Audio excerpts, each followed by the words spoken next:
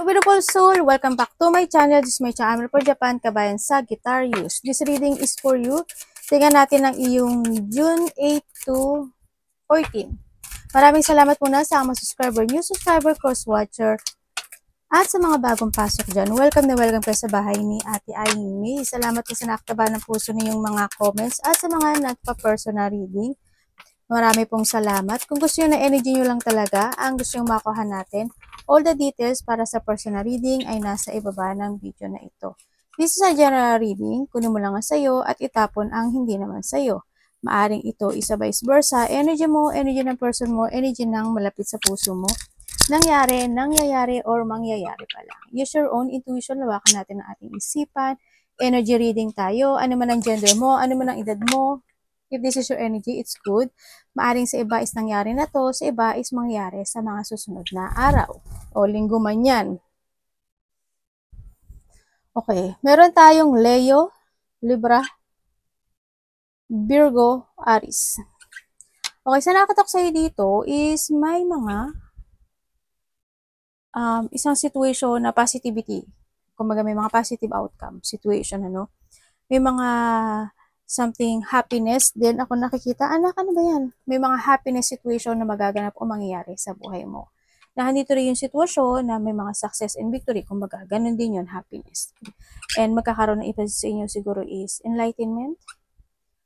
Yun na nakikita ko. Or andun din yung situation na andun yung magkakaroon o babalik yung iyong sigla, lakas ng loob, or yung confidence mo. No? Meron ka isang sitwasyon na maaring positive na mangyayari or hindi yung sitwasyon na gagawin mo because there's a purpose, ganyan. Andito rin yung situation na maaaring makaka-receive ka ng gift, no? Maaaring makaka-receive ka ng gift or may makaka-receive ka ng pagmamahal sa taong nasa paligid mo, kung sino man yan. Or ikaw ang magbibigay ng gift dito. And then also, may mga joy, happiness, din ako nakikita sa iba.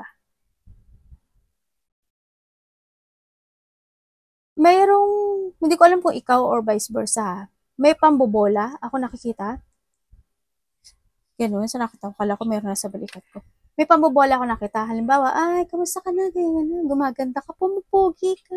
Mga ganyan. May mga ganung situation. Maaring ikaw ito, or makaka-receive ka ng ganung situation sa iba sa inyo. And then, merong kang maaring isang hinihiling na isang sitwasyon sa buhay mo na desire o yung gusto mo mag-success, and this time you will success dun sa bagay na yun. Yun. Siguro in the past meron kang dinidesire na isang sitwasyon, and then this time marireceive mo siya. Yun na nakikita ko. Yung iba sa inyo is magkakaroon ng shipment or shifting into your life, either sa trabaho mo, into your profession, or hindi yung sitwasyon na pagiging matatag na tao this time. May isang sitwasyon na matatapos na or magtatapos na sa buhay mo. Sa nakikita ko sa dito. Sa iba dito, expansion to. Sa iba. Sa iba naman is achievement, growth, abundance, extension sa iba, extension. Or may mga luck and growth sa iba. Ibig sabihin, may mga mangyayari talaga maganda, no? Positivity. May pagtulong. Ibig sabihin, may tutulungan ka or may hingi sa'yo ng tulong. O may tutulungan mo. Ay, no? Tutulungan ka nga. Tutulungan mo siya. Ganon. May give and take situation. Ganyan. And mag-ingat nung iba. No, hindi naman lahat kayo. Siyempre, sana hope. Maybe you will receive something, information lang. Maring information or makaka-receive ka lang ng something. Yan. Ang sabi dito, kung ano daw yung ipupunla mo, yun ang aanihin mo. No? And also, mag-ingat kayo kasi there's a danger situation na maaring maganap o mangyari sa buhay nyo. Ikaw or malapit sa puso mo or baka makareceive ka lang ng information na gano'n. Merong accident. Hindi naman lahat kayo. May accident, warning lang yun. Pero mag-unit pa rin halimbawa may mga masusugatan, any situation, accident, malaki man o maliit dyan, hope wala. Siyempre, hope wala, di ba? Yan ang naman pinagdadasal natin, di ba? Mag-pray kayo bago kayo umalis ng bahay para hindi man maganap. At may nakikita rin ako na hospital, doctor, surgery. Maaring iba sa inyo is may tao na mauospital o may tao na hihingi sa'yo ng tulong kasi kailangan niya ng tulong mo. Kasi kailangan niya magpa-doktor. Diba? Baka sabihin sa'yo, kailangan ko kasi magpa-doktor, pwede mo ba akong tulungan? Ganyan, ganyan, ganon, ganon. Diba? Ay mga ganon sitwasyon. Tingnan natin ang energy ni Sagittarius. Energy ni Sagittarius. Baka yung iba dito may birthday, no? Kasi there's a celebration eh. May mangyayaring birthday o may magbe-birthday.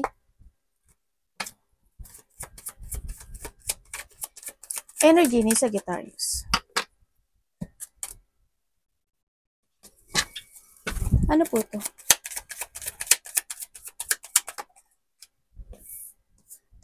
Okay. Energy mo ngayon maganda. Ang energy mo ngayon, ang nakikita ko sa'yo, kasi handid ka sa sitwasyon na meron ka isang bagay o isang sitwasyon na isinakripisyo, no? Kumbaga, naging patient ka dun sa bagay na yun, ganyan. Kumbaga, halimbawa, iba nagkaroon ng plano or you're sacrificing with something. And this time, ang nakikita ko sa iyo is, maa-accept mo na yun. Ibig sabihin, kung nagkaroon ng mga paghihirap in the past, lalo na pagdating sa pera, pangarap, or any situation na hindi naging maganda, na nagkaroon ng hardship, diba? O nagkaroon ng mga sadness. And this time, magkakaroon siya ng luck. The luck is in your side. Ganyan. And nandun yung hardship is, mag-e-end yung hardship na yun. And then also, ang nakikita ko rin dito is positivity. Kumbaga, handun yung thinking of a positivity situation.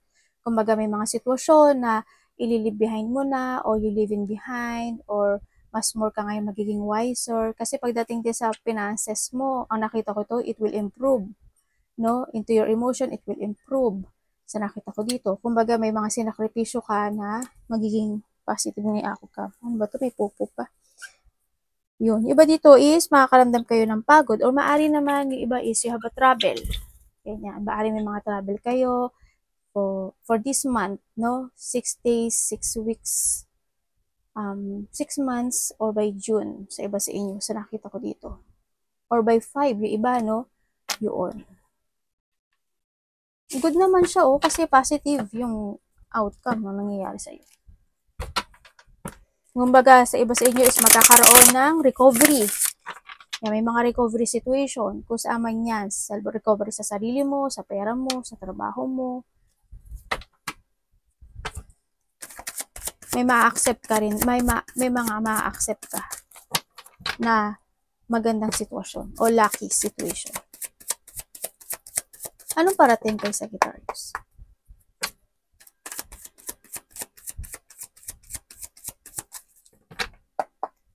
Or sa iba or sa iba, you need to sacrifice, no? Sa iba dito is you need to sacrifice, you need to leave behind whatever holding you back sa nakaraan. Kailangan mo ngayon is mas mo maging wiser, stronger, accept mo yung mga lesson in the past para magkaroon ng mga improvement sa buhay mo. Sa iba, ganun ang gawin nyo ha, kung medyo nahihirapan pa kayo. Kasi huwag ka lang maghintay, di ba? Para magkaroon ng pagbabago sa buhay mo. Sa iba lang yon, yung hindi ko pa nakikita yung positivity sa iba. Kailangan mo magkaroon ng mga bagong plano, strategy, o mga bagong pananaw sa kinabukasan. Sa lahat kasi ng bagay, kailangan mo, pag-isipang mo igi at kailangan mo talaga magsakripisyo. Anong parating kay Sagittarius? Kasi you are now, sa iba is you are now moving on the past situation. Kumbaga, andun yung overcoming a difficult situation sa buhay mo. Yung mga obstacle, yan, na-overcome mo na siya.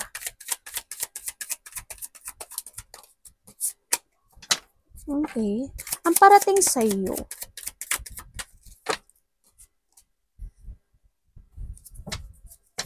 excitement. Parating sa'yo excitement. Ang nakikita ko dito. Parating sa'yo is something goal. Okay, unahin ko Ang parating sa'yo, may taong kakausap sa'yo. Maring a part of the family or tinuring mo siyang pamilya. Dito. And then, ang nakikita ko rin is sabihin ko yung andito lahat eh. Andito siya lahat ng element na andito. Kaya hindi ko rin masasabi sa inyo, lahat ng element na andito. Ang nakikita ko rin is may mga excitement situation ka na mararamdaman. Kumbaga, ang parating sa'yo is you're starting a new situation or starting a new plan, a new goal. Parang hindi yung pag-uumpisa ng something, may gagawin kang bagong isang layunin sa buhay mo. Ganyan, yung mga parating sa'yo. Parang you're taking a risk or parang may mga gagawin ka na bagong project, bagong fashion, bagong creativity. Ganyan. May mga ganun, parang bagong excitement. Yan, may mga gagawin ka ng ganun. Parang andito ka sa situation mo na you're starting another beautiful sa buhay mo. Yan, together with your loved ones, with your family, or someone into your life, ganyan. May mga bago. No, yun ang parating sa'yo. And then also, yun nga, may mga magtatapos sa life mo ngayon, this time. Kasi it's more on happiness ang nakikita ko sa'yo dito, yun, no? Andito nga sa situation mo na it's more on beginning, parang handun yung manifestation na na-achieve mo or maa-achieve mo sa iba sa inyo. Nagkakaroon sa iba sa inyo na parang level up. Andun na yung stepping up nyo sa buhay nyo this time, sa nakita ko dito. And then, sa iba naman sa inyo is parating sa inyo is maaring ikaw or someone is they giving you support and advice, ganyan. Sa nakikita ko dito. Halimbawa, ikaw, supportahan mo yung pamilya mo.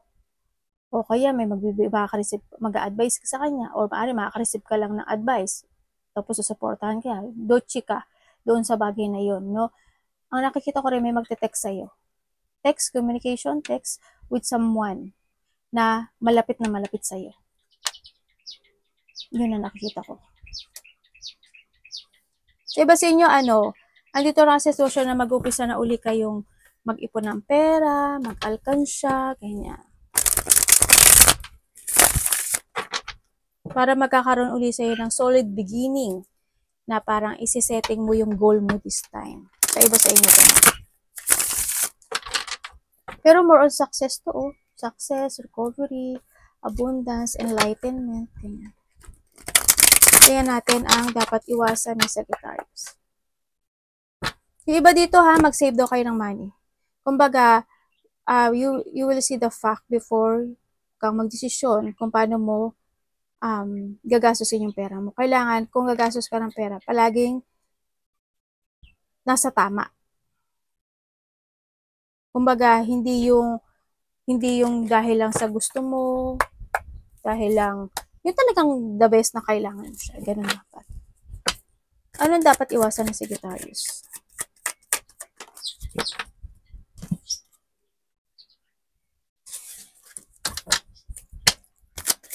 Okay. Ito pala nakita ko na. Pero kuha pa rin tayo.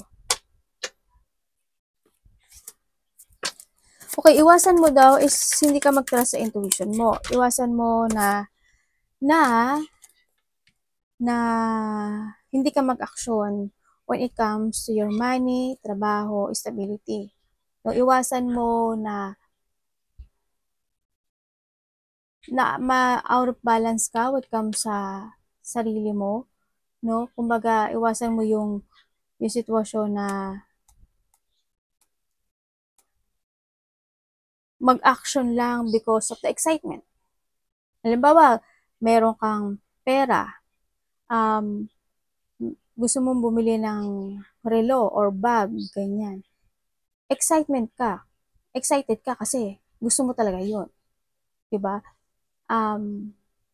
Attractive ka doon sa bagay na yon, pero hindi mo naisip na sa mga darating na buwan, wala ka na palang gagastusin, di ba? Yung mga ganun.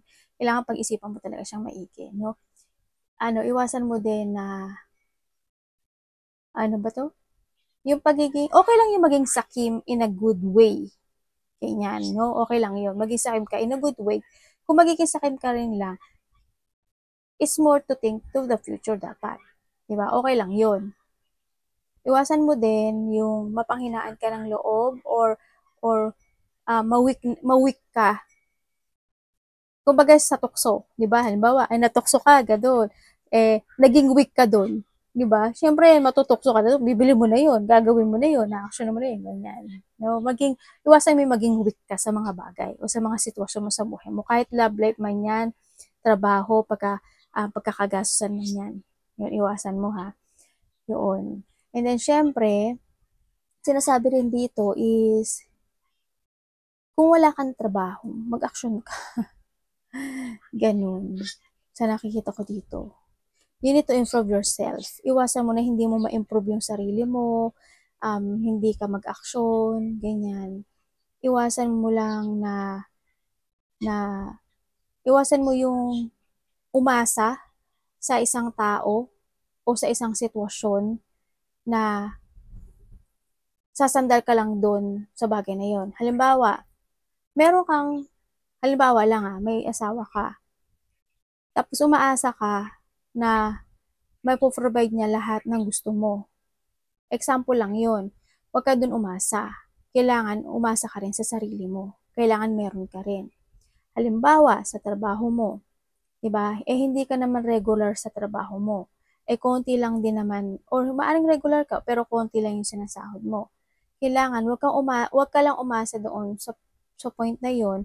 Kailangan mo rin na mag-isip ng ibang option in life para magkaroon ka ng income sa buhay mo. No? Sa nakita ko dito, iwasan mo na hindi ka maging stable sa buhay mo at hindi ka mag-action. Mag-trust ka sa intuition mo. Kumbaga, kung wala ka ng trabaho, mag-action ka. Kung ayaw mo na sa trabaho, mag-action ka. Kasi this is the time to take it action. Kailangan mo rin kasi na i-innovate yung sarili mo. I-level up mo yung sarili mo. Kamusta po? Ay, devil. Parang tumama dito ah. Tingnan natin, love. Love is sa lahat, kapatid, anak, magulang, karelasyon, sarili. Kamusta po yung love ni Sagittarius? Huwag kang aasa lang din sa ibang tao o sa isang sitwasyon. Ate, paulit-ulit, ganyan, ano? Diba ang kulit ko? Wala, lumabas talaga siya, oh.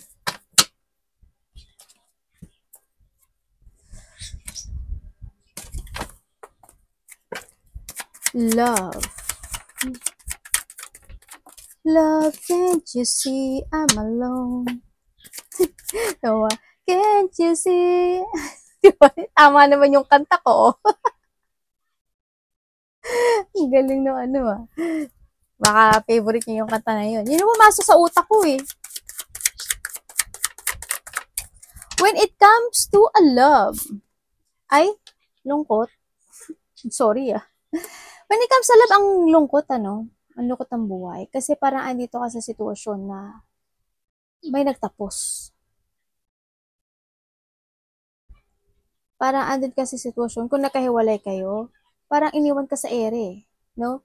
Sa nakikita ko dito, andun yung sitwasyon na, oo, pinanghinayangan mo yung mga bagay at sitwasyon na yun, pero andun kasi yung ano eh, maaring isa sa inyo is nagkaroon ng new attraction sa ibang tao. Ang nakikita ko rin dito ay nagkaroon ng mga liar, dishonest, babaero, lalakero, betrayal, nagkaroon ng manipulative situation, naging sneaky, kumbaga, no?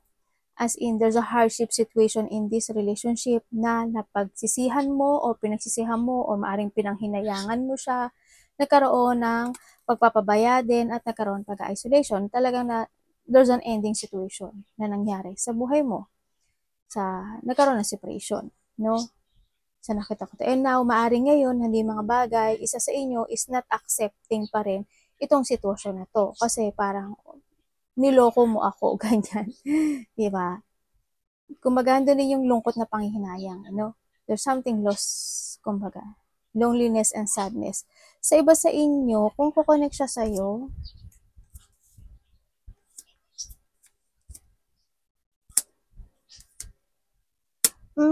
Someone manifesting. Someone manifesting na magkaroon ng connection. Kumbaga, nandun pa rin yung sitwasyon na nag-iisip pa rin na want a union or want to connect, or handin yung sitwasyon na nahahatak pa rin siya ng nakaraan. Isa sa inyo. Yun ang nakita ko. Kung kayo is in a relationship nitong tao na to, oo, andun talaga yung hindi mo maaalis na may mga disappointment dito sa sitwasyon kasi may mga bagay o sitwasyon na you feeling alone eh. You feeling mo parang ako lang nag-iisa dito sa relationship. Ganyan. Bakit parang wala siyang pake? Ganyan, parang hindi siya pinag-focus in our relationship. Nag-focus man siya, parang mas more ikaw yung nabibigatan doon sa relationship. Yun ang nakita ko dito. Andun naman yung valuing, andun naman yung fashion, andun naman yung sadness. Hindi ko masabi. Pero may sadness kasi, no? Nandun yung disappointment in this relationship. Hindi mawawala kung kayo is in a relationship. Yun nga lang, ang nagbubuklod lang sa inyo kasi alam mo yung value ng isa't isa at saka yung fashion yung dalawa. Yun. Pero more on, disappointment siya. Nagkakaroon ka ng disappointment sa relasyon. Kung single kayo, meron pong bagong tao na dumarating or may bagong tao na magkakaroon ng attraction sa iyo. Or you attract someone. Or someone is ma-attract sa iyo. Tingnan natin ang iyong money. Kamusta po ang money ni Sagittarius this week? Money ni Sagittarius this week.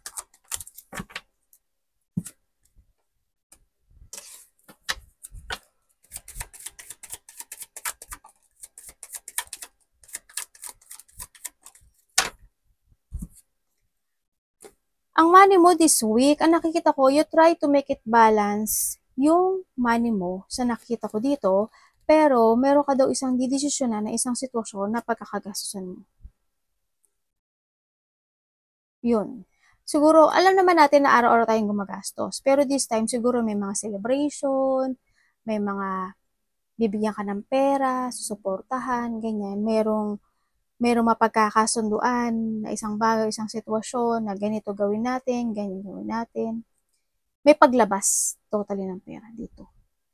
Yun ang nakita ko dito. Parang meron kayong hindi lang ikaw siguro together with your family, friends, ka-relationship, magkakaroon kayo ng may mapagkakasunduan, mapagpapasyahan na gastusin. Gastusin, ganun. Tingnan natin, kamusta ang career ni Sagittarius? Career or trabaho? Isa lang yun, ano? Kamusta po yung career ni Sagittarius this time?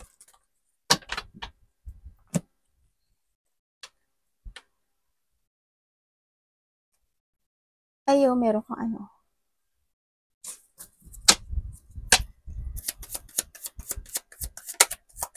career.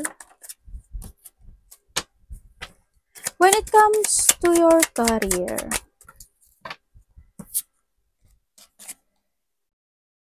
sa career mo kasi, andito ka sa sitwasyon mo, alam mo yung gusto mong, halimbawa, there's a boss or sa kasamahan sa trabaho, ganyan.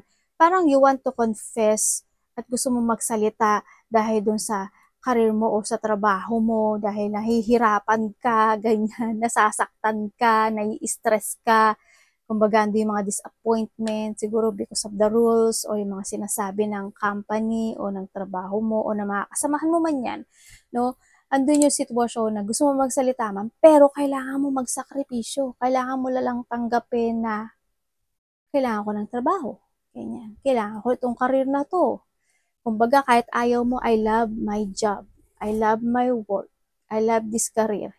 Kumbaga, nahadit ka sa sitwasyon mo, iniintindi mo na lang yun kahit na gusto mo nang sumabog o gusto mo na magsalita. Ganun, ina-accept mo na lang. Nandun yung pagsasakripisyo mo when it comes to your career. When it comes sa trabaho mo, no? Yun. Nandun din yung sitwasyon na siguro, yung iba siguro, humiwalay na sa trabaho nila kasi we have that observing. Kumbaga, maybe you are thinking to separate yourself at gusto mo na mag-iba ng trabaho o mag-iba ng profesyon sa iba sa inyo. No? Maaaring nag-iisip kayong ganun. Kailangan ko na ba mag-forward at mag-iba ng trabaho? No? Kung may mga ganung bagay, yung humingi kayo ng payo sa ibang tao or mag-trust ka sa intuition mo dito. No? Magdesisyon ka ng tama. Kung yun yung ano mo, huwag kang maguluhan. Kasi, kumbaga, kung hindi ka na talaga masaya sa career mo o sa trabaho mo, maraming option na dumarating sa'yo. Yun na lang, ikaw na lang ang mag-move. Ikaw na lang ang mag-a-action. Tandaan mo, the choices is always available sa'yo. Kasi this time, ang nakikita ko sa trabaho mo, handun yung nagkakaroon ka ng frustration, no? Nagkakaroon ng sad or you're being trapped dun sa career mo o sa ano. Hindi kayo lahat to, pero yun ang nakikita ko na nakuha kong energy ha. Yun. Nagsasakripisyo ka talaga sa career mo, sa trabaho mo. Parang handun ka sa sitwasyon mo na siguro sa iba sa inyo na ipiling mo na biktima ka, akala ko ang ganda dito, hindi pala, yung mga ganun. Nabiktima ka ng sarili mong hakbang. Tingnan natin ang advice. Universe, bigyan mo ng isang malupit na advice tong si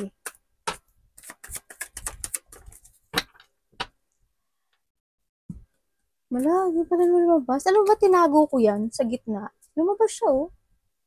Expected and unexpected, ah. Ingat kayo. May magpapa-hospital pa? Parang iba dito, stress.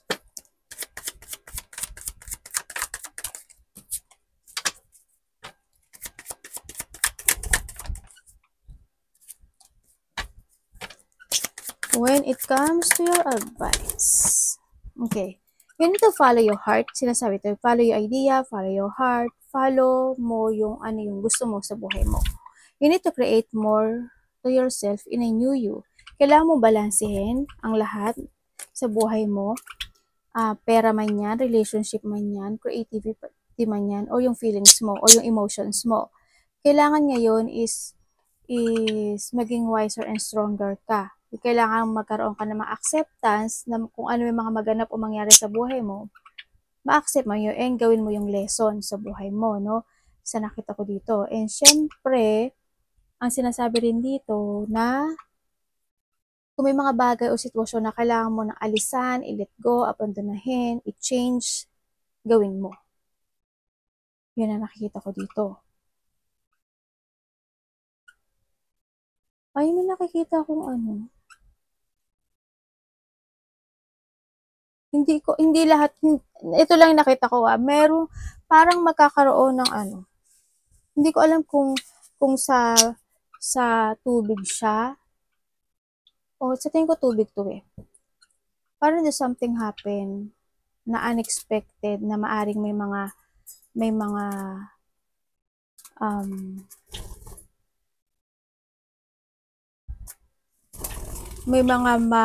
masirang bangka, barko, or may mga lumubog, ganyan, may mga accident, ganyan, accident sa water, yun na lang.